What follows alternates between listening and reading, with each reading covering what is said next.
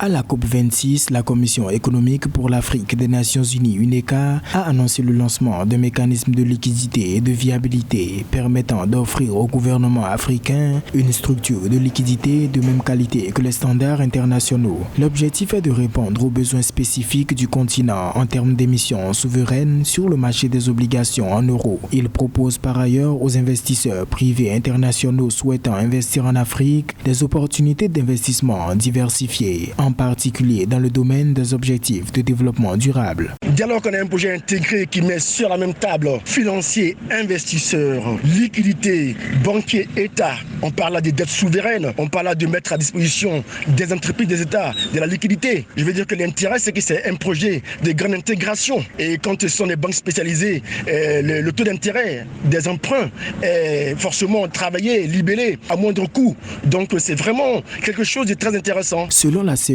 une première transaction de 200 millions de dollars américains au premier trimestre 2022 est en cours et sera financée par Afreximbank. Les grands gestionnaires d'actifs internationaux tels que Amundi y accordent déjà de l'intérêt. La part des obligations durables émises en Afrique et au Moyen-Orient ne représente que 1% du montant global, d'où un potentiel de croissance inexploité à valoriser. C'est un projet aussi pertinent pour l'attractivité du continent africain parce que les entreprises étrangères qui voudront venir investir en Afrique auront en face d'elles ces mécanismes-là qui est effectivement 30 milliards de dollars américains mais payés en euros.